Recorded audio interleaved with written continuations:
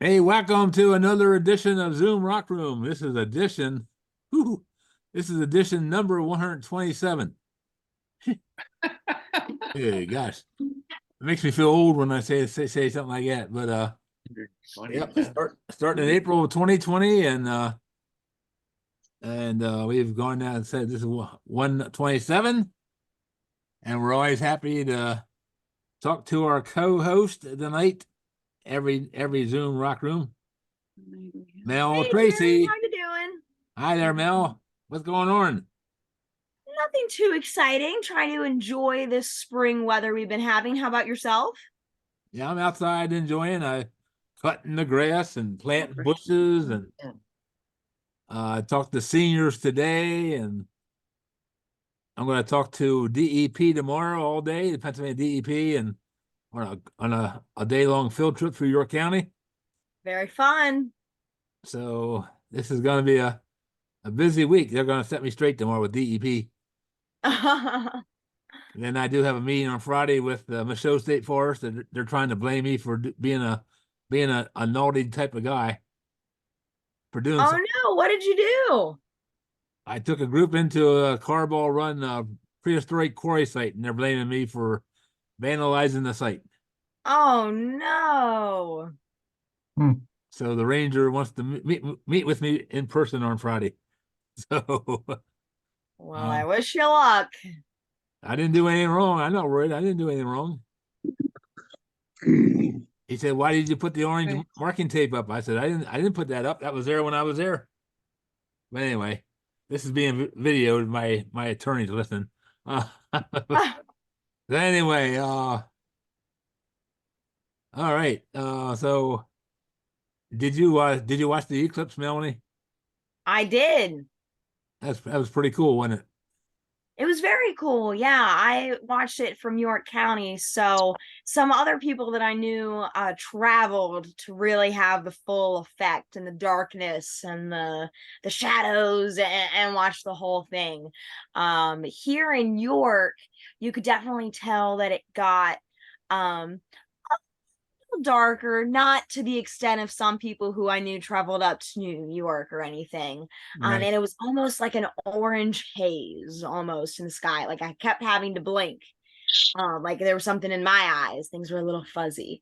But it was good. How about yourself? I'm going to show you some slides here, maybe momentarily.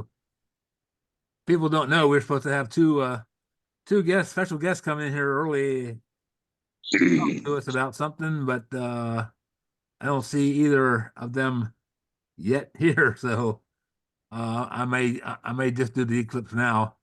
These non-rehearsed shows, that's how this stuff goes, right? Hey, did I ever tell you, Melanie, about the when I used to do the moonlight boat rides on Lake Redmond? Um, Depends. What about them? we had one couple on the moonlight boat ride one night, and she called me the next morning and said we had such a great time on the lake last night. Me and my husband, the kids were at home with the babysitter, and she said it was a great time. I watched the sunset, and then I started to think, where did the sun go? It went down below the horizon, but where did it go? And she said she left the program, at 11:30, like when we were done, and she went home, and it kept her up all night thinking about where did the sun go, and suddenly it dawned on her. Ah, Hmm. oh, that was a good one. Oh. Ah, Terry said it was bad. Yeah, he would. All right, well, because we don't have Jana in here yet, and I'm also looking for my good friend Tracy Holiday. She's not in here yet, so I'm gonna go ahead and we're gonna start with this eclipse review sort of thing. How about that? Let's do that. I don't want to take any more time out of our special presenter tonight. So anyway, as we've been advertising for the last 3 months, 4 months about this super eclipse of April 8th, 2024.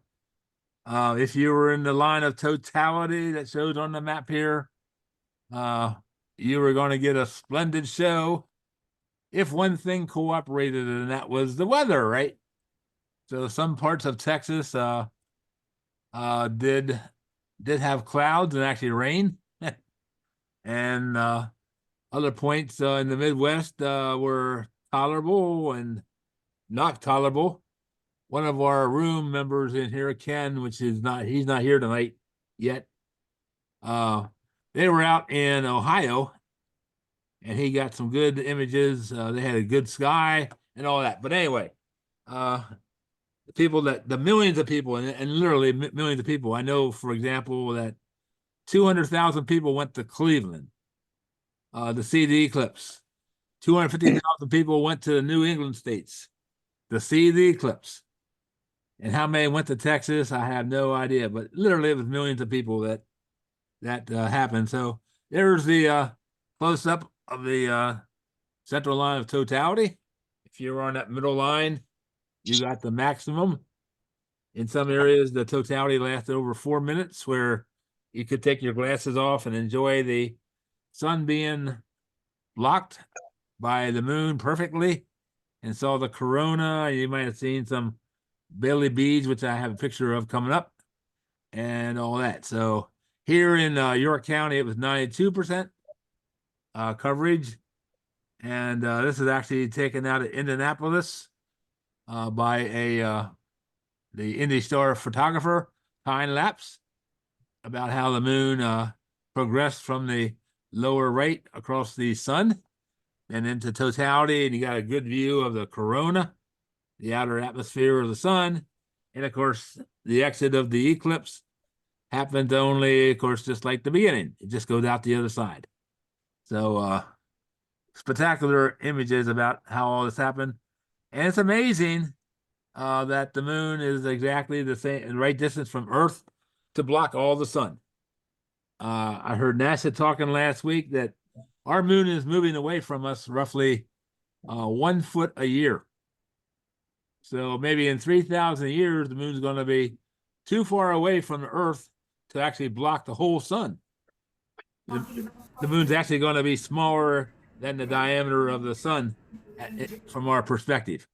So we won't have a total eclipse, in a few thousands of years. Here's Bailey's beads. This is what a lot of photographers hope to see at totality. This is basically sunlight coming through the valleys on the moon. Is what calls Bailey beads. The orange at 12 o'clock and 9 o'clock. These are solar prominences, solar explosions coming off the sun. So that's a great shot done. There's a corona shot at totality on mavinc.com. Again, a spectacular view. This is pretty cool. This is from the ISS. This is the moon shadow moving across. In this case, Canada is basically where the shadow is, and New England's off to your right.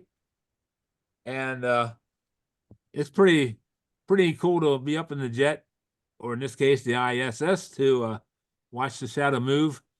I actually have a astronomy friend who was up in New York State, north of Erie, in a New York State park along Lake Erie, and it got to be close to totality. And one of his members of his group said, "Shouldn't it be getting dark about right now?" And Carrie said, "Yeah, it should be getting darker." And Carrie turned around and looked at Lake Erie, and here comes this shadow moving across Lake Erie. And it got dark. I mean, orange on the horizon, but just like you had a storm overhead. That was really, really cool, sort of thing. Locally, like I said, we were at Cador State Park. I was told a year and a half ago, you notice that the park naturalist did not ask me if I'm going away to see the eclipse. She said, "You are doing an eclipse party here April of 2024, right?"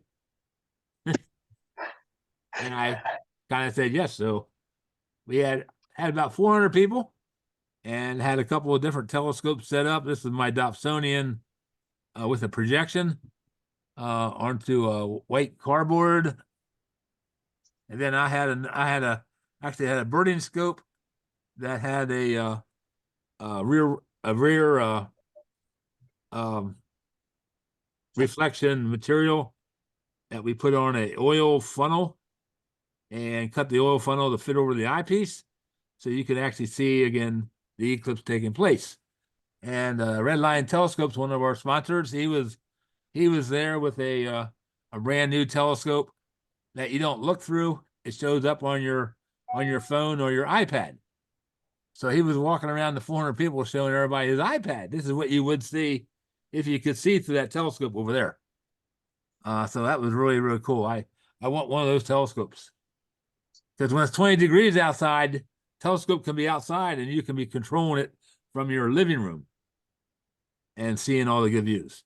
So here's another projection that we had. This is just a light box where the sunlight was coming in this orange tube, reflecting off of a prism back here in the back and up to the side again.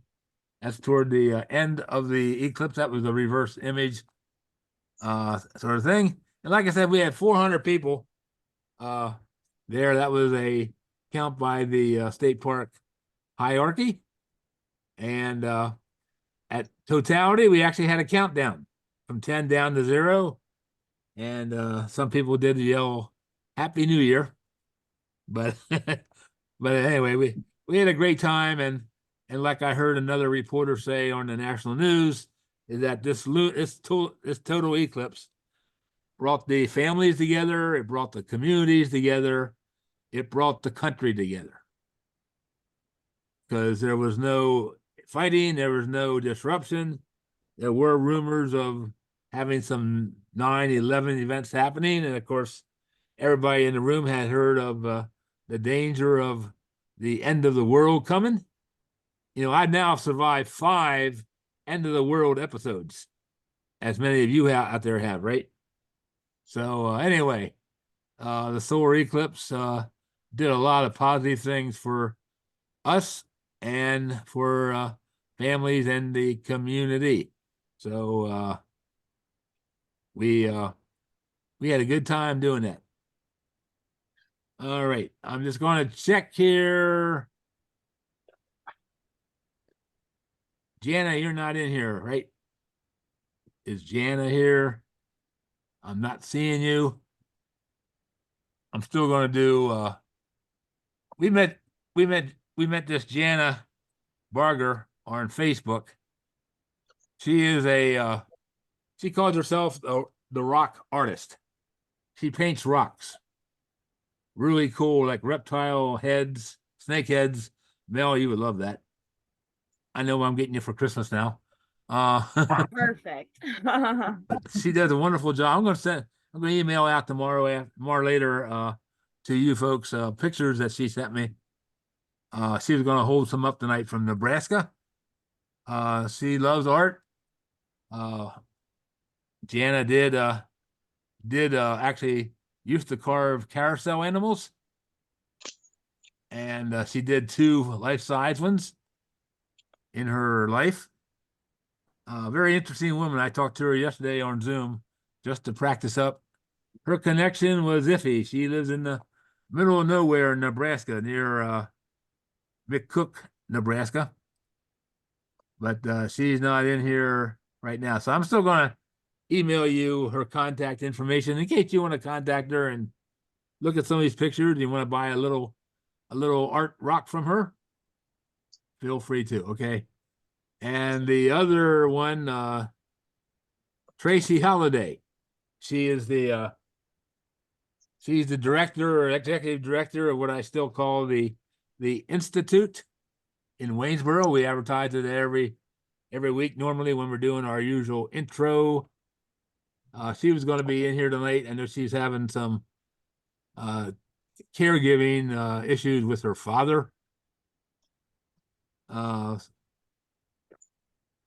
So she's not in here at this point in time, but she was going to announce the new name of the Institute, which I will pass on to you right now. It is called the Buttonwood Nature Center, is the brand new name. of the institute. It used to be the Renfrew Institute, and through all the political stuff that happened, Renfrew became the institute, and now they are officially called Buttonwood Nature Center. And they bought that beautiful property just east of Waynesboro, and Tracy tells me that they have now signed a contract. In fact, they are starting to work on the concrete bridge to safely access the property. There's an old concrete bridge there that would not hold a school bus at all. But they do have the funds, and they do have Kinsley Construction starting to work on this bridge. It's going to be done, I think, by early fall, if I remember right. So anyways, keep your eyes open for Buttonwood Nature Center. That's the brand new name for the institute that Tracy was going to announce. So, okay. Well, my part, that was kind of easy. We didn't have to bring anybody in here tonight. You have anything you want to add there, Melanie? I don't believe so. All good things. I'm loving the updates. What a great name for the institute. Yeah, it's a beautiful property. Hopefully everybody will be able to get there to see it eventually. So don't forget, I'll be out in that area on May the 2nd is my indoor program on the rise and fall of the Appalachians. And that will be as a orientation to the bus trip coming up on May the 11th to into the Appalachians to fossil and mineral collect and go caving. So anyway, that's my only announcement. So I'm reading Dwayne Herbert's message here. Buttonwood or American sycamore. Okay, well, it's called Buttonwood because of all the sycamores that they actually have along the creek out there. All right, we'll get into our introduction of the program tonight. I've been really looking forward to this one because I had to do some arm twisting here to get this to happen tonight. But how many of you have really gone to a library and the people will help you out? I mean, I see Debbie raising her hand and Diana. But I'm gonna call on Diana because she gave a little self testimony a while ago. I just want her to share some words about you did have some services done by the Pennsylvania Geological Survey Library, right, Diana? Oh, yes, I've called them quite a number of times over the years when I'm taking a deep dive into some subject and need maps or information, more materials. And I was always grateful, impressed and grateful for all the help. And I know Jody has been on the other end of those questions, I think quite a number of times. She's always come through, and I think gone above and beyond. Yes, to get me what I was looking for and so forth. And I was always eternally grateful for that help. Thank you again, Jody. Absolutely, anytime. That's why we're here. Yeah. And me myself, I have, I've called on the library and Jody a number of times because I would find something. Excuse me, I'm getting over a cold, but I would run into a subject in your county here. I have a pretty extensive library behind me here, but sometimes I can't find anything in my library. So I guess like the last time I used the library in Jody was I was doing some research for Farmers Oil that drilled an oil well in York County back in the 1920s, which of course was more of a fraud than anything because there is no oil in York County. But I didn't know the history about them, so I contacted Jody Smale and, hey, you got anything on the Farmers Oil Company? And not too long after that, she got back to me and said sent me some stuff about Farmer Oil based in Lancaster, and some other little history about Farmer's Oil. So that kind of led me into deep diving, found more information then from her information to pursue for Farmer's Oil. And there was a number of other things. She's going to talk about tonight the historical photograph library that's online. Old photographs, really cool. I love old photographs because you can actually put yourself there sometimes, you know, in your county. You can go to that site and see exactly where the photographer stood. But that historical photo file is amazing. And she, of course, put all that together. So I'm going to stop talking here at this point. I'm going to introduce Jody formally. She's a good friend of mine. Actually, I'll change that. She's a dear friend of mine because she likes when I bring peanut butter cups to her. But Jody Smale is a librarian at the Pennsylvania Geological Survey in Middletown. She's responsible for managing and maintaining the survey's research library, and she's been in that role since December of 2011. Her primary duties include library acquisitions, cataloging library materials, interlibrary loans, and assisting survey staff and library visitors with their research needs. So Jody's big project at the survey includes cataloging the survey's library collection, so it's searchable online. She was also responsible for digitizing the survey's historical photograph collection and making it available online. And Jody also serves as the survey's volunteer coordinator, and she's also the communications officer for the Field Conference of Pennsylvania Geologists. So Jody graduated from Shippensburg University with a degree in education. She went on to earn her master's degree in library science from Clarion University. And prior to joining the survey, she worked for the Department of State and the Department of Education. She has worked 21 years with the Commonwealth. And prior to working with the Commonwealth, Jody volunteered and worked at the Joseph T. Simpson Public Library in Mechanicsburg. So if you did your homework with the little quiz, get that out in front of you. Jody's going to be answering those questions as she goes through her program tonight. And I know we're going to enjoy this. And Jody, I thank you again for stepping forward. Show us what you do up there. And it's all yours, Jody. All right, thanks, Jerry.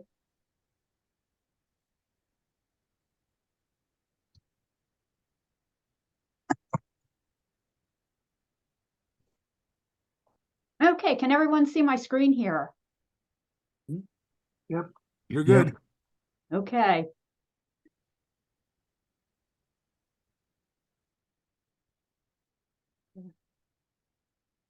So thank you for having me here this evening, Jerry, and for that kind introduction. My name is Jody Smale, and I'm the librarian at the Pennsylvania Geological Survey.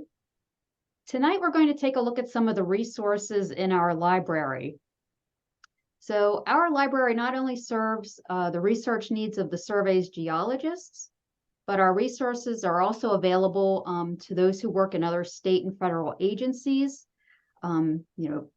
other geologists from consulting firms, students and faculty, and also to the general public.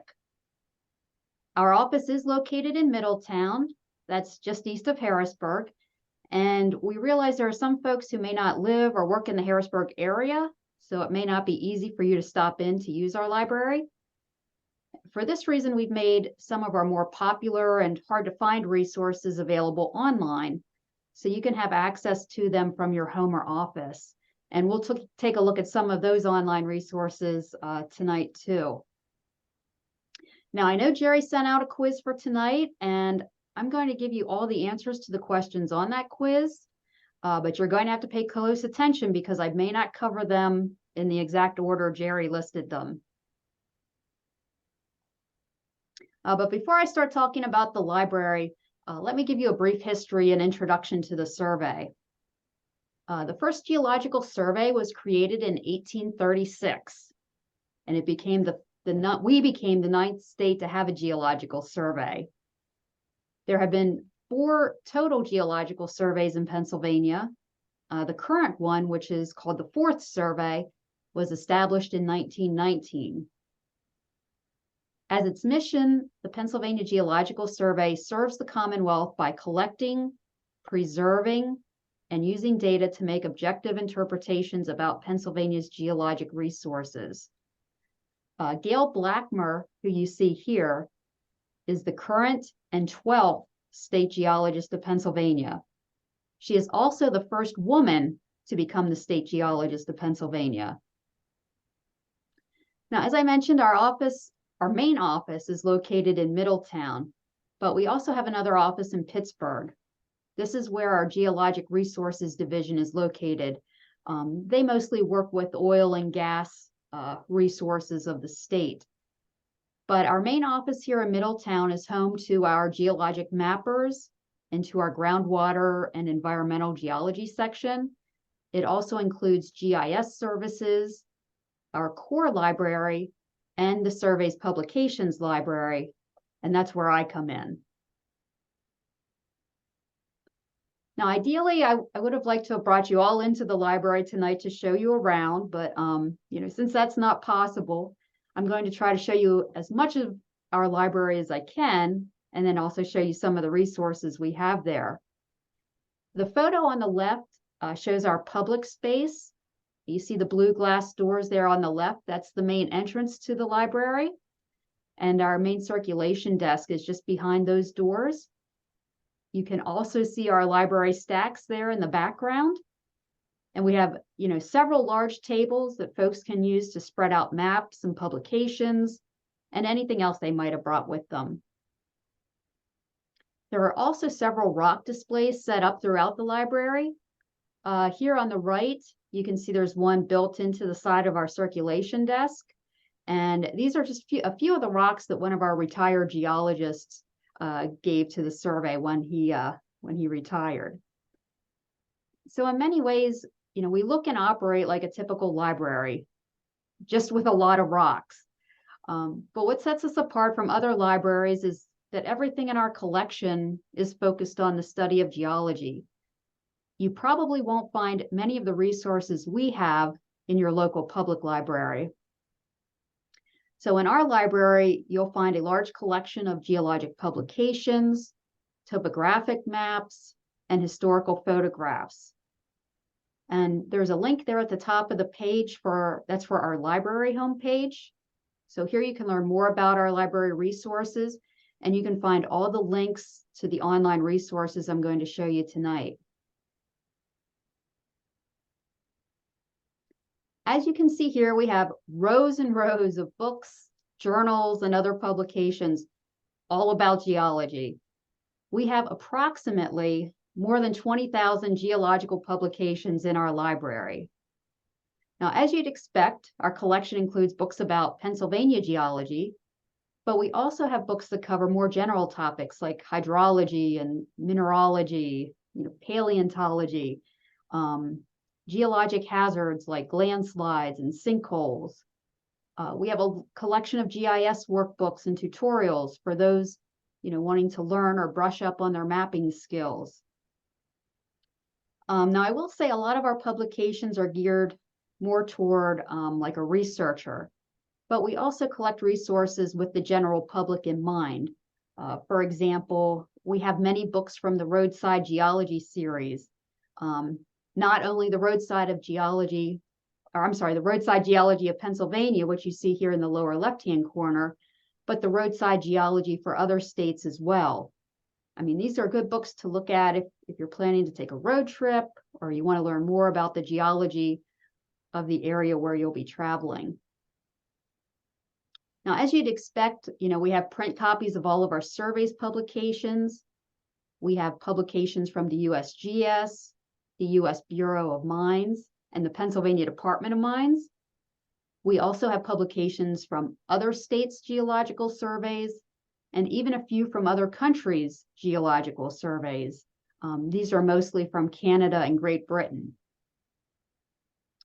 There are over 90 journal titles in our collection, as well as master's and PhD theses and field trip guidebooks. And we also have a large collection from the Geological Society of America. So if you're looking for a publication that has anything to do about geology, our library is an excellent place to start. And you can search for the publications in our collection using our online catalog, and we'll take a look at that in a little bit. Now, you will find some very old publications in our library. We have the USGS annual reports going back to 1911. We have the reports of the Pennsylvania Department of Mines dating back to 1875. And even some of the journals in our collection, like the American Journal of Science and the Journal of Geology, date back to the 1890s. But the very oldest publication in our library is the first annual report of the first Pennsylvania Geological Survey. And this report was published in 1836, and it's the oldest document published by the Pennsylvania Geological Survey. But what is often considered the crown jewel of the first Geological Survey, and the oldest document we have on hand, is shown here. And that's the first survey's final report, titled The Geology of Pennsylvania. And this was published in 1858. When the first Geologic Survey was established, its objective was to conduct a geological and mineralogical survey of the state, which would result in a final report and map. So when completed, the first survey's final report became famous throughout the United States and Europe. I mean, it is a massive work. It consists of 2 volumes, a total of 1,631 pages. It includes engraved woodcuts and illustrations of fossil plants. There are other plates devoted to the geological sections throughout the state and sketches of scenery in Pennsylvania. But the final report is most famous for its beautiful full-color lithographs. And here you can see the lithograph of Pulpit Rocks in Huntington County. This was sketched by George Lehman, who was hired specifically as an artist draftsman for the survey. So he traveled around the state, sketching scenes of Pennsylvania's topography and geology. And here you can also see one of the plates from the final report that shows fossils of the coal formation. So now that you've seen one of the oldest publications in our library, I wanted to share one of the survey's most popular series, and that's our educational series. These booklets contain introductory information on a variety of geologic topics with a focus on Pennsylvania. What makes this series so good is that it's not overly technical. So these are excellent resources for both geologists and those new to geology. Key terms and concepts are explained in ways so that anyone can understand them. A few of my favorite from this series include the rocks and minerals of Pennsylvania, or as I like to think of it, everything you wanted to know about rocks but were afraid to ask. It has a lot of illustrations and describes some of the most common rocks and minerals found in our state. There's also the common fossils of Pennsylvania. This describes and illustrates the fossils typically found in our state. So if you find a fossil, you can compare it to the illustrations in the book and try to identify it. And then lastly, this is a really good one as well, the geological story of Pennsylvania. This booklet covers the geologic history of Pennsylvania from the formation of our planet all the way up to the present. It talks about the changes that occurred in Pennsylvania during each geologic time period and how Pennsylvania's present-day landscape was shaped by those events. And you can see here some of the other topics include, the Ice Age in Pennsylvania. There are booklets on groundwater and coal and oil and natural gas. There are ones on geologic hazards like landslides and sinkholes and even earthquakes. And for Civil War buffs, there's even one about geology and the Gettysburg Campaign.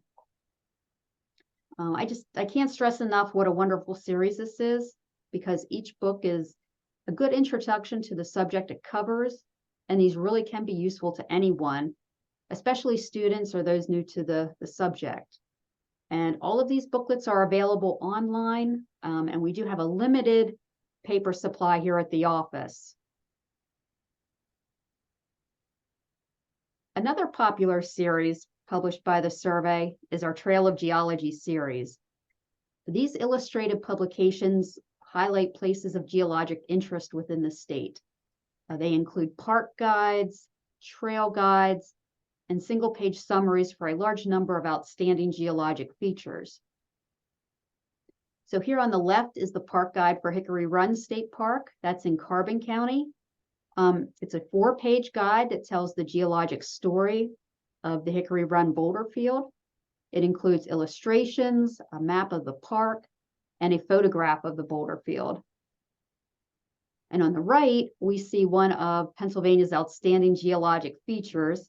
That's the Delaware Water Gap in Monroe County. Now, this is only a 1-page summary that describes how the gap was thought to have formed. It includes a color map of the area and a color photograph. There's also a recommended reading section at the bottom of the page for those who are interested in learning more about this feature. Now, the Trail of Geology series can be used and enjoyed by everyone because they're not overly technical. And as you see here, they're very short, but they have just the right amount of detail to be informative, but not too much as to be overwhelming. So this is an excellent series for anyone interested in learning more about the state's geologic sites. And you can even use these when you're planning your next day trip or vacation. So you might be wondering how you can find these and other survey publications.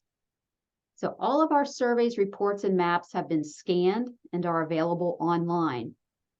If you're looking for a report or map that was published by the survey, and you know the name and/or series, probably the easiest way to find the publication is to go to our survey's Geologic Publications and Data page. And there's an address up there at the top of the slide where you can get this. From there, you can download a zip file that contains an Excel spreadsheet that lists all of the survey's publications.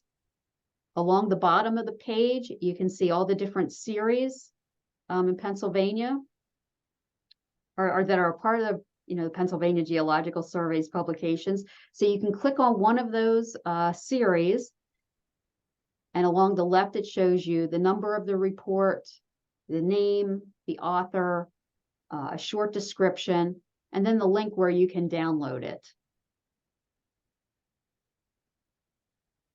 Now, another way you can search for survey publications is by doing a geographic search. For this, you can use the survey's interactive web mapping application, which is called PA-Geode. This stands for Pennsylvania Geologic Data Exploration. With PA-Geode, you can learn all kinds of interesting information about the state. You can see the bedrock and superficial geology of an area. You can search for water wells and springs. Under the Layers tab, you can select geologic hazards to see karst features, in a given area. So this is a really good tool you can use to learn more about the geology of an area. There's also a QR code here that you can snap with your phone, which takes you directly to the site. But to search for the survey's publications from here, all you need to do is select Publication Search in the upper left-hand corner of the page. This allows you to do a geographic search for publications, so this is especially useful if you don't know the name or the series of the report you're looking for, or if you just want to see all that the survey has published about a certain area. And this is an example of a search in PA-Geode. Along the left there, you can search for all of the survey's publications, or you can use the drop-down box and search by series. So let's say, for example, I'm looking for trail guides in the York area. So I selected the Trail of Geology series there on the left, and for my shape, I selected the rectangle. And then I went over to the map and I drew a box around the York area. And then once you've drawn your box, there along the bottom of the page, it will show you all the publications that are available, that meet the search criteria that you selected. So you can see there's a park guide of Gifford Pinchot State Park. There are several guides on the York County Heritage Rail Trail. And there are several on outstanding geologic features such as Boulder Point and Mount Pisgah.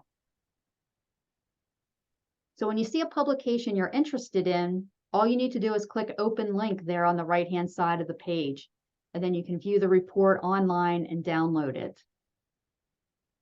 So PA Geode is just another tool you can use to locate the survey's publications online. But what if you're looking for a publication that was not published by the survey? To search for publications in our library that were not published by the survey, you can use our library's online catalog. Now, our library collection is included in the state library's online cataloging system, and there is a link to this on our library's homepage. You can search by title or subject, but here I wanted to do a search of my favorite author to see how many of his publications we have in our library. And of course, that's our friend here, Jerry Jones. As you can see here, the search gives us 11 results. And unfortunately, I couldn't get all 11 records on the page, but you can see the first couple here. It's important to remember that the state library system includes the holdings of other state-related institutions. So these include not only our library, but also the state library, the Pennsylvania Historical Museum Commission, which also includes the Anthracite Heritage Museum and the Drake Well Museum, just to name a few. So if you get a lot of search results, you can narrow your list simply by using one of the options there on the right. So if you're only looking for publications from our library, if you go under the library heading and select DCNR Geology Library, that will just give you the results of the publications found in our library. You can also sort your results by going from newest to oldest or oldest to newest. For this example, I sorted them by newest to oldest, and then also just by our library, which shows you, again, we have 11 results. So when you see a publication that interests you, all you need to do is click on the title to see the record. Now I'm going to select Jerry's Guide for the Geologic Tourist to the York County Heritage Rail Trail, which was published as part of the survey's Trail of Geology series. When you look at the record, you'll see here that it says there are no copies available, and that's because this guide is only available online. So it gives you the link to the report. If you go under the View Online heading, you'll see a link for the DCNR e-library, and that stands for the Department of Conservation and Natural Resources. This is the state agency the Geological Survey falls under. You can click on the link, download the guide, and then print any or all of it if you choose to do so. Now, if I had selected a print book from the search results, the record would give us the call number where the book can be found in our library. Books can be borrowed from our library for 4 weeks. All you need to do is visit our library and show a photo ID with your current address, like a driver's license, and we can set up a library account for you. Now, if you're not able to visit our library in person, you can go to your local public library and arrange for an interlibrary loan. Another resource found in our library that makes it unique is our large collection of topographic maps. We have maps of the entire state, as well as topo maps for all 67 counties. The photo on the left shows the long row of 7.5-minute quadrangle maps, map drawers that are found in our library. There are 877 quadrangle maps in our collection that include at least a part of Pennsylvania. Now, some may only have a very small portion of Pennsylvania, along with a larger, portion of a bordering state, but altogether, there are 877 7.5-minute quadrangle maps that include at least some part of Pennsylvania.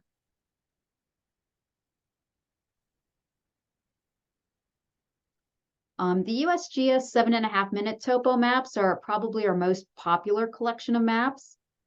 These maps have elevation contour lines and show many kinds of geographic features such as roads and railroads, rivers and mountains. They're called 7.5-minute quadrangle maps because each side of the map is bound by 7.5 minutes of latitude and 7.5 minutes of longitude. The scale is 1 to 24,000. So one of the reasons for their popularity is they show a lot of detail for a relatively small area. Now, our collection includes the most current quadrangle maps as well as previous versions of the maps. Some of these go back to the 1940s. And these historical maps are still useful because they show the physical and cultural features of an area at that point in time. You know, a good example that shows how much an area has changed is the Prospect 7.5-minute quadrangle map, which is in Butler County. The map on the left shows what the area looked like in 1961, and this is the area that is now Moraine State Park. Here you can see Route 422, which kind of runs diagonally through the center of the map. And then just to the north of there is a creek by the name of Muddy Creek. And that was dammed in 1968 to create what is now known as Lake Arthur. Now, they completed Lake Arthur in 1970, and the USGS just happened to be out doing mapping in 1970. So you can see now on the map on the right, you can see Lake Arthur.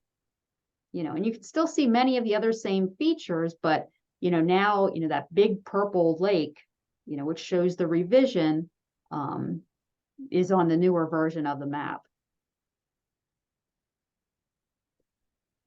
Now, we have paper copies of these maps in our library, but they are also available online through the USGS.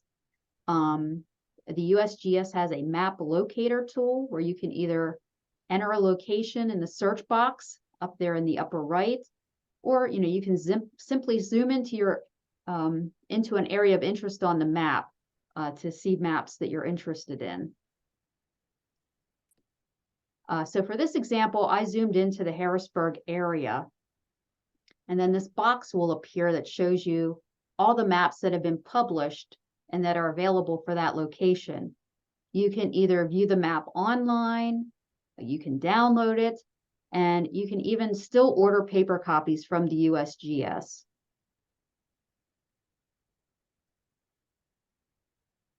Now, the oldest map found in our collection is the first survey's geological map of Pennsylvania. The map, as well as the final report that we looked at earlier, were actually printed in Scotland. Henry Darwin Rogers, who was the state geologist at the time, found that it was cheaper to print the report and map there. So when they completed all their work in Pennsylvania, Rogers left for Scotland, and that's where he had it done. Just another piece of trivia for you. Now, the key in the upper right shows about 20-some formations. This not only shows the names given to the formations by Rogers, but also the New York names and the nearest European equivalents. This is the most current geologic map of the state. This is the survey's map 67, which was published in 2003.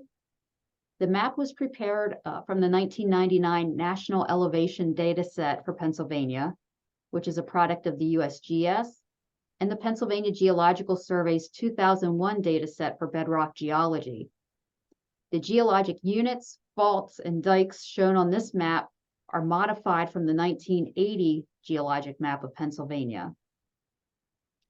So as opposed to the first geologic map of the state that used mostly tan and gray colors, you can see here the 2003 map, is a lot brighter and a lot more colorful.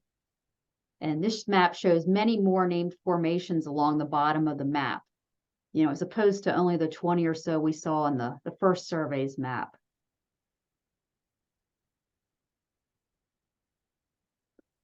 One of the survey's more recent popular series of maps is our bathymetry or lake depth maps. These maps were produced at the request of state park managers to be used by anglers and boaters visiting their parks. Rosanna Baer, one of the survey's senior geologists, went out, collected data, and made maps for all the recreation lakes in Pennsylvania's state parks. So here we see her taking some measurements. Here's another great shot of her. It looks like she's enjoying some time out on the water. These maps not only show water depths, but also things like stumps and downed trees, as well as park amenities like boat ramps, concessions, and restrooms. The map on the left is a map of the largest lake in the state, and that's the Pymatuning Reservoir in Pymatuning State Park. That's in the northwestern part of the state. This lake covers a whopping 17,088 acres. Because of the size of this lake, it would have taken Rosanna a long time to collect all this data herself. So she took data that was provided by DCNR and Garmin to make that particular map. The map on the right is of the Hickory Run Lake in Carbon County. This lake is a lot smaller than Pymatuning, but Rosanna collected all of this data for the map herself. I was lucky enough to accompany Rosanna on this trip, so I got to record the data as she was reading the measurements, as we made our way around the lake. So the Hickory Run Lake has a special place in my heart.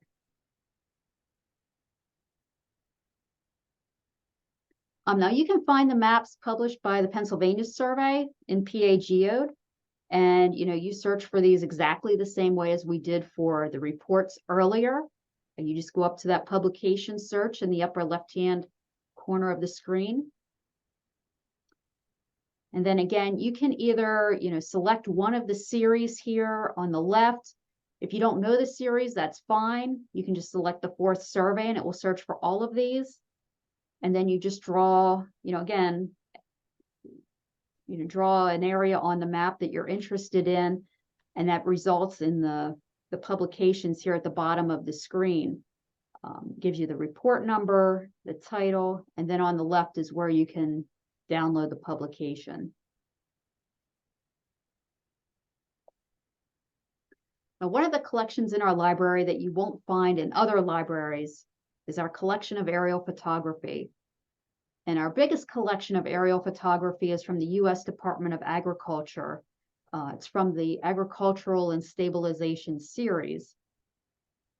Like the historical maps we looked at earlier, historical aerial photographs show the physical and cultural features of an area at that point in time.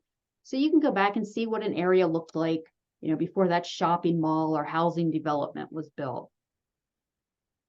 This collection of photographs goes all the way back to the 1930s, but the earliest in our library collection goes back to 1946.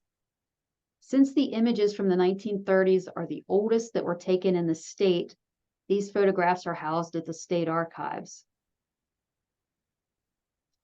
The aerial photographs in our library are filed in file cabinets. We have over 160 file cabinet drawers of aerial photographs, and you can see the long line of cabinets here. We also have stereoscopes for viewing the photographs. To use a stereoscope, basically you just need to have 2 photographs that were taken in succession, so they have some overlap. You line them up under the stereoscope, and when you look at them using the stereoscope, your left eye is looking at the one photograph, and your right eye is looking at the other, and then the result is that a 3-dimensional image will appear. So you can really see a lot of the details in the landforms. Now, most of the aerial photographs from this collection are available online, but we still get folks who come into the library to view the original hard copy versions. A lot of times the resolution of the scanned photographs online is not good enough for what they want to see. So coming in to look at the originals provides a better quality image.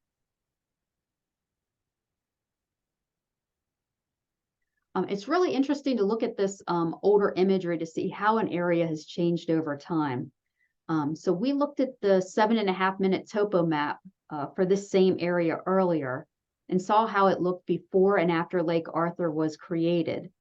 So let's take a look at the same area with aerial photographs. In the upper left-hand corner, you'll see the date that this photo was taken. That was on June 14th of 1958. And here we can see Muddy Creek, just north of 422 here. This is 422. And then you can see that just this bend in the creek right here.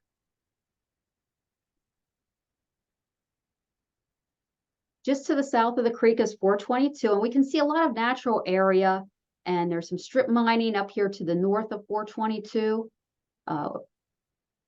So this is kind of like the before shot. Again, Muddy Creek wasn't dammed until 1968. And, if you look at the red arrow there, it's going to appear on the next several photographs in the same place. So you can see, take a look and see how that area changes from one photograph to the next.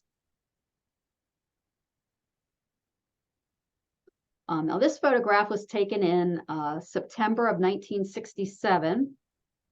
We can still see the bend in Muddy Creek right here just north of 422, but it looks like they've also added a clover leaf now. And we also see some more strip mining both to the south and to the north of 422. But what's really interesting now is that you can see some excavation work being done to build the dam. You can see that there's some earth being moved around here.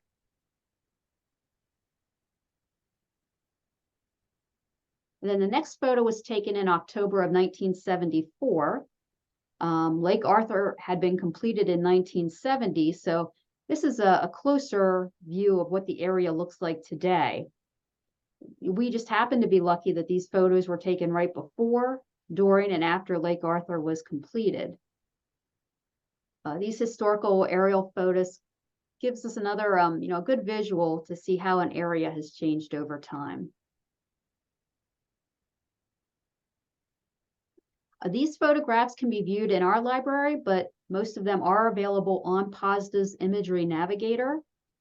POSDA stands for Pennsylvania Spatial Data Access, and this is a cooperative project of the Governor's Office of Administration and Penn State University. Here you can search for aerial imagery by address. There's a search box here in the upper right, or more simply, just zoom into your area of interest and right-click. So for this example, I zoomed into the area where Lake Arthur is. And when I right click, this box comes up and it gives you all the years of photographs that are available for this area. For this example, I selected the 1957 to 1962 tab, and I can see that there are 3 photos available. You can either download these files as TIFFs or JPEGs, or both if you want to. And then you can just download the file and you can see them on your computer or even save them. Now, the final thing I'm going to show you from our library, and what I consider to be a hidden gem, is our collection of historical photographs. And this is the collection that Jerry was talking about earlier. These photographs were taken by survey geologists and staff members out in the field and date as far back as the 1920s. We have over 5,000 of these photographs in our collection. Some of my favorite photographs are those taken from the Field Conference of Pennsylvania Geologists. For those of you who are not familiar, the Field Conference was organized in 1931 as a way for geologists to become better acquainted with other geologists located or working in Pennsylvania. The Field Conference was to give geologists an opportunity to share their knowledge and to look at new interpretations of geologic phenomena across the state. The first Field Conference was held in State College and was such a success that it was decided it must be continued. So every year, the Field Conference visits a different part of the state to study the geology of that area. This year's field conference will be held the first weekend in October in Gettysburg, and we'll take a look at the geology of the South Mountain area. And our friend Jerry's going to be leading the trip this year. He has a lot of interesting stops planned, and it should be a good trip. The photograph we see here was taken during the 1946 field conference, which was also held in State College. It shows conference attendees visiting the old Scotia mines, which operated between 1890 and 1920.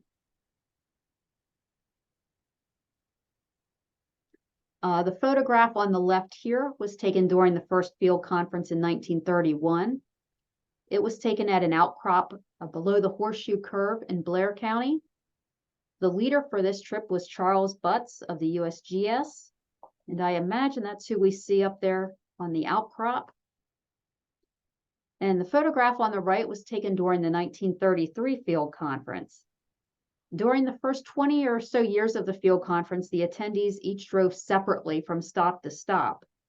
And here we see the lineup of cars at a stop near New Bloomfield in Perry County. Now today, roughly 150 people attend the field conference. So you can imagine what a nightmare it would be to have over 100 vehicles going from stop to stop, especially on some of the back roads that we use. So for this reason, buses are now used to take the attendees from stop to stop. Now, our collection includes many photographs taken of Pennsylvania's mines and quarries. Probably the most famous of these was the Cornwall mines in Lebanon County. Cornwall was known for its rich iron ore deposits, but the mines also produced cobalt, copper, silver, and gold. The photograph on the left was taken by George Ashley, who was a former state geologist. It shows the Cornwall ore bank in May of 1925. So here you can see the skip hoisting incline on the left side of the photograph. This was added in 1910 to help increase production. And then the photograph on the right, we see the Society of Economic Geologists. They visited Cornwall for their field trip, and this was also taken in 1925. Another benefit of looking at these old photographs is it gives us an idea of how things were done in the past. So these two photographs show survey geologists using a plane table. Plane table surveying was a popular mapping technique up until about the 1940s when aerial photography became available. And then the use of aerial photographs became the most common method for creating maps. The photograph on the left was taken in 1921 and shows two survey geologists using a plane table for mapping the Pittsburgh Quadrangle. And then on the right, we see survey geologist Mike Schaffner using a plane table to map the Conowdagwinnett Cave in Carlisle, and this was taken in 1930.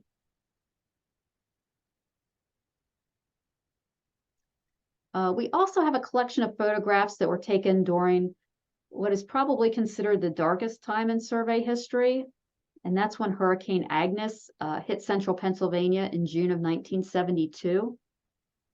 By the time it reached the mid-state, Hurricane Agnes had been downgraded to a tropical storm, but it still dumped a lot of water and caused extensive damage to the area. The survey had just moved to its new headquarters in a low-lying part of Harrisburg. In just 4 days, Agnes dumped 16 inches of water on central Pennsylvania. The nearby Susquehanna River reached a crest of 16.5 feet above flood stage in Harrisburg. The water rose up to 12 feet at the survey's new offices.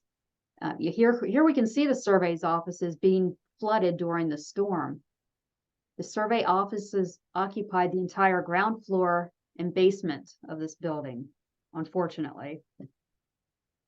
It probably goes without saying, but everything in the office got wet, and even worse, got covered with a thick layer of mud and oil. Office furniture got carried several miles downstream. Lab equipment was destroyed, and the library was a total loss. But the survey staff was resilient and they quickly worked to salvage what they could. So with the photograph on the left, we see staff geologist Rick Wells hanging his field project maps on a clothesline. On the right, we see Bernard O'Neill of the Mineral Resources Division. He's seen here drying out some of his mineral deposit maps. In the center is Division Chief Al Geyer. It looks like he's taken a break from the cleanup here. You can see everything is covered in oil and in disarray. But what I like about this photograph and of the one of O'Neill is, I mean, you can see the smile on their faces. It's almost like, what else could they do? They had to make the best of this situation and just try to save as much as they could. The survey sent out an appeal to the public asking for donations of geological books and periodicals to rebuild the library. And it took the survey several years to recover. And with donations from individuals and libraries across the country, the survey library was eventually able to rebuild. You can search these historical photographs online. The collection is included as part of the Pennsylvania's Power Library. Power Library is a service of the Office of Commonwealth Libraries. You can browse our collection by going to the link on our library's webpage, or you can visit the Power Library site. There's an address at the top of the slide here, and you can select our institution. As you can see from this list, libraries from all over the state contribute their collections to Power Library. So here you can also browse the collections of other specialized libraries, public libraries, and college and university libraries. So once you click the link to browse one of the survey's collections, it takes you to the landing page. You can browse through all of the collections, or I'm sorry, all of the photographs in the collection. But as you can see here, there are over 5,200 photographs. If you want to look for something specifically, you can type something into the search box there up in the right.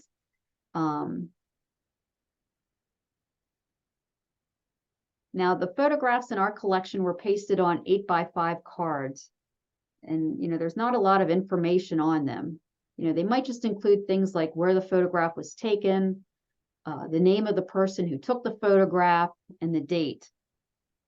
The information on these cards was then added and is searchable in the record found for each photograph.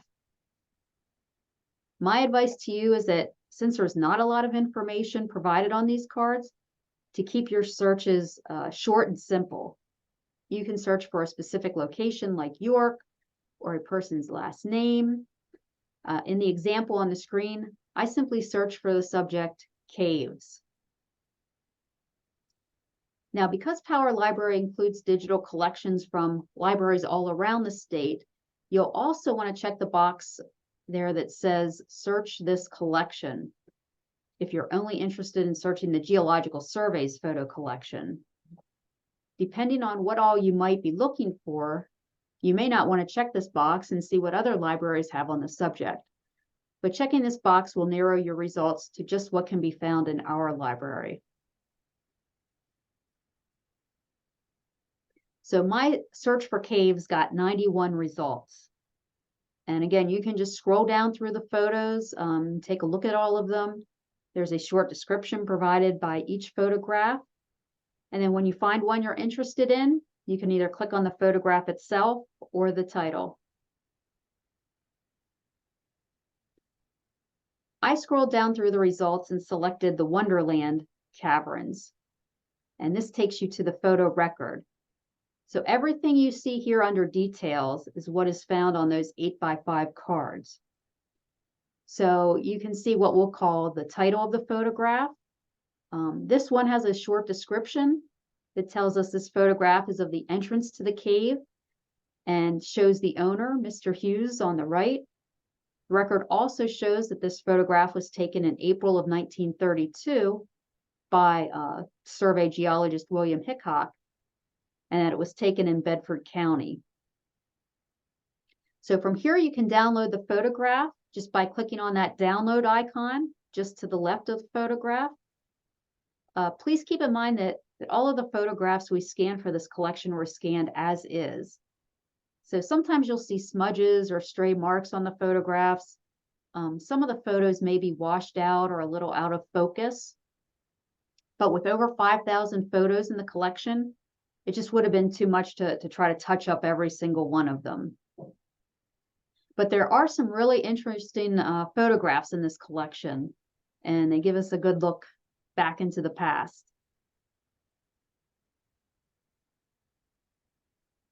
Now, I hope you enjoyed this virtual tour of our library and you have a better idea of the resources we have.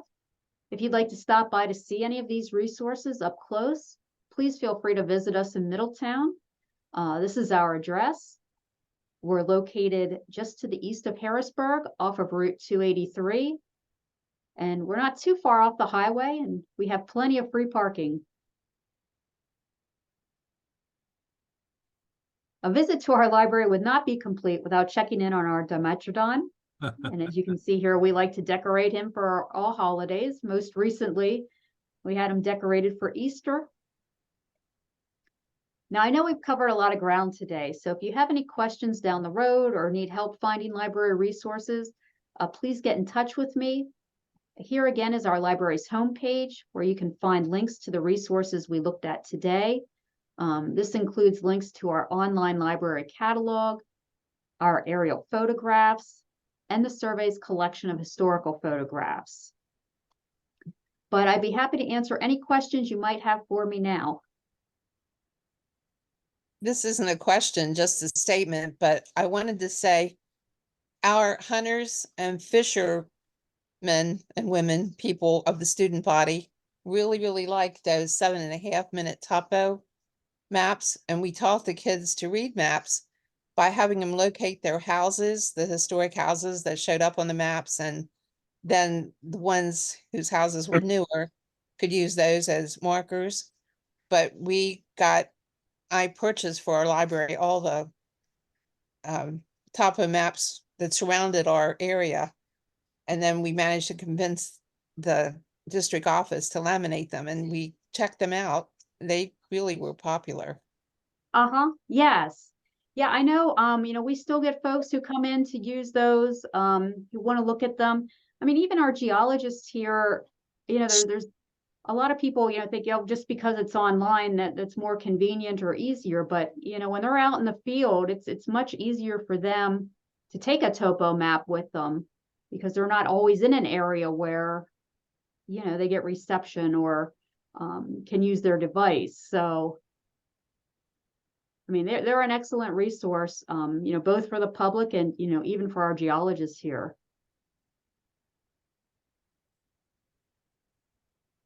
We have a question here that might have already been answered is, does the library have the capability to copy a quadrangle map? Well, we could. We do have large scanners here in the library. So we, like the 7.5-minute topo maps. I think that's what Diana meant, yes. Okay. Yeah, we don't do a lot of that scanning because those maps are available online now, but we do have that capability. We could, yes. You can find them online at the USGS, right? Yes. Right. Yep. You can look at them online. You can download them from there. Okay. Jody, this is not a question, but I want to thank you and call attention to one of the services you offer. You provided me with the field notes from the 1920s to the 1950s of a former state geologist, a guy named Ralph Stone, through Rosanna Bear, and Okay. his field notes have been invaluable in our study of the history of several caves. Ralph Stone, in addition to being the state geologist on 2 occasions in 1946 and 1953, was also the president of the National Speleological Society. Thank you. Oh, yes, you're welcome. Yeah, that's one of the projects we're working on right now. You know, the survey has boxes and boxes of old field notebooks, and we're trying to get those all scanned. Again, fortunately, you know, Hurricane Agnes did a number on those as, you know, some of those as well. Some of those books are really not in the best condition. But we're trying to get those scanned and, you know, with the hope of making them available online someday too.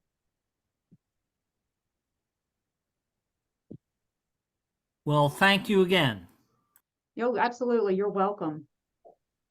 Yeah, it brings me up. Remember, Jody, that I was looking for some pictures of one of Bob Smith's publications, and you got the box of the publication photos Did you out ask her to go of the back? file, and Apparently they can't hear me. left me go through them, looking for the one I needed to find. Yeah. So yeah, all kind of good services available, and you always help. I do have a question. I really don't know this answer. I got thinking about it. Does the Pittsburgh office have a library? They do. I think it's more of a staff library. It's a lot smaller than ours is. You know, and I don't think they lend their publications out. Okay. So, you know, if you were in the Pittsburgh area and wanted to stop by to view one, and again, I don't think their publications are cataloged at this point. So you'd almost have to call first to see, you know, if they have what you're looking for before you stopped in. But yeah, like I said, they have a very small library, which I think is primarily used by their staff. Our Pittsburgh office is the smaller of the two offices. They may only have, you know, a half dozen people working there. Okay. As opposed to our main office in Middletown. I just never thought about that until you gave the addresses for both offices. It kind of hit me. So, hey, Jody, do you happen to know why a cardiologist recommended to his patients to always go to a library? I just wanted a picture to keep. I don't know, Jerry. That's because it's good for your circulation. I Do just you found mind if I use that one sometime? I just found that online while you were talking. I needed a librarian joke. So, All right, I'm going to use that. no other questions. I don't think we got some comments about great program and great presentation. Now, did I answer all of the questions on your quiz? I think I covered them all. I checked them off as you went down. Okay. Okay.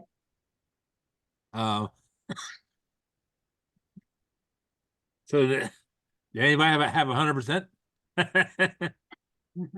Or close to 100%? I didn't know the answer to the last one until Jody told me how many 7.5-minute topographical quads are involved in Pennsylvania. Yeah, and that's one, you know, I couldn't find the answer to that. I checked with several staff here because I'm surely this must be, you know, published somewhere as, you know, just a fact.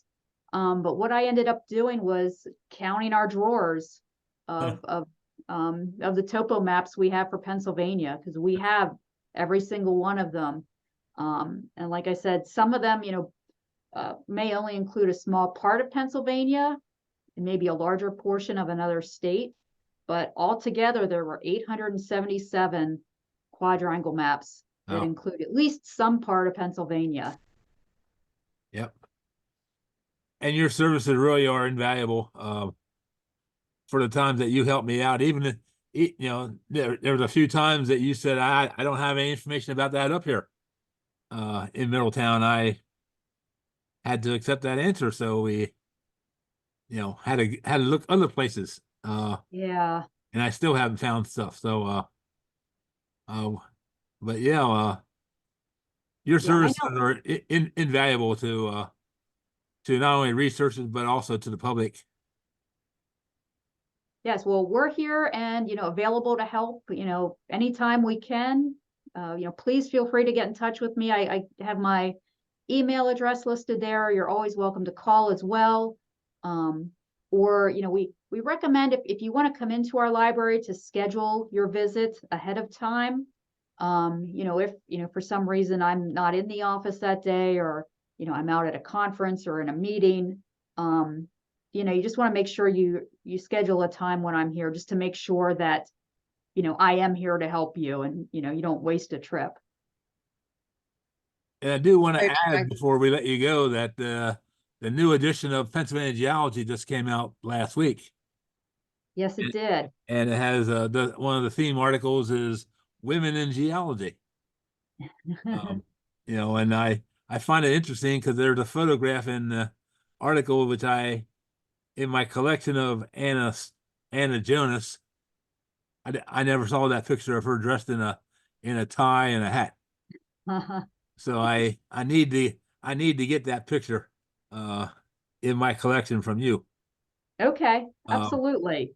So yeah, because I don't have that. But that's online, folks. If you want to go do the search for Pennsylvania Geology magazine, you can subscribe to it free of charge, right, Jody?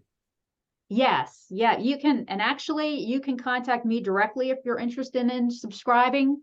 Pennsylvania Geology includes, articles, of geologic interest to Pennsylvania. Sometimes they're, about technical issues. Sometimes they're about historical things. But it's a really neat magazine. It gets published quarterly. And, when you subscribe, as soon as that comes out, it goes right to your inbox. Yep. It's very informative also. I mean, all the articles. So, okay.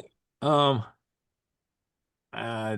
seeing any other questions. Thank you again, Jody. I know I'll be paying some dues for this night, but we'll get that cleared up as we go, sort of thing. All right. I do want to comment, since we last saw you folks, April 5th, there was a earthquake in New Jersey. Maybe some of you may have felt it wherever you were. A lot of Pennsylvania did respond on the Did I Feel It map. And not surprising to have a 4.8 New Jersey and being felt in Western Pennsylvania. As we just talked before, in the past, that earthquakes are transmitted better through bedrock here in the East compared to being transmitted through sand in California. So 4.8 goes further in the East than it does in California. And it was kind of a funny story how that came about. I did not feel it that I know about.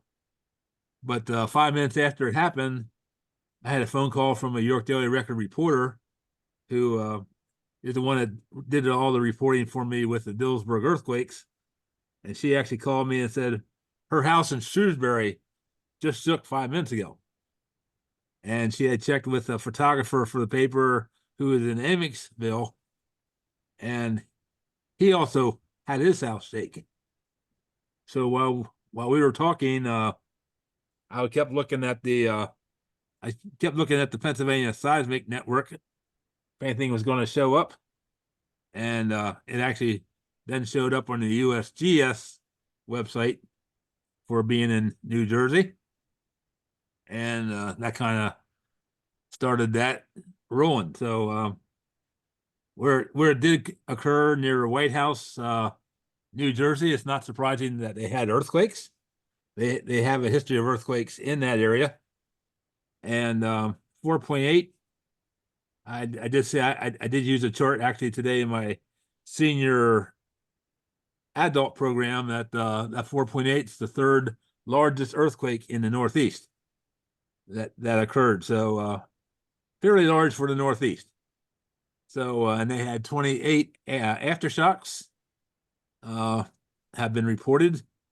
So anyway, It did happen. I heard last week there was going to be some other aftershocks. I don't think they happened as they were predicted. So no serious damage. I think the most serious damage I saw was a water pipe had broke under a road, and it had flooded the road to non-passable. But there were no other serious property damages or, of course, injuries. So anyway, it did occur, and it was felt in this area. So okay, Thanks again, Jody. It was really interesting, and my sister wanted to tell you that too, but her Wi-Fi kicked her right out, so she couldn't. oh, Oh, well, thank you. It was a pleasure being here this evening. yeah, well, we'll try to get Tracy Halliday back here with the new name in one of the future Zoom rock rooms. It was recorded tonight. It will be on jonesgeo.com Zoom rock room in a matter of an hour or two. And again, I do thank Jody very much. She takes a lot of harassment from me, and but she hangs in there, and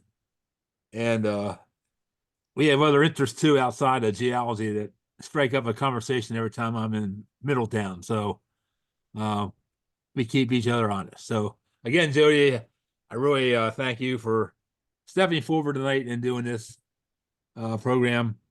And we will see you coming up in May already, right? So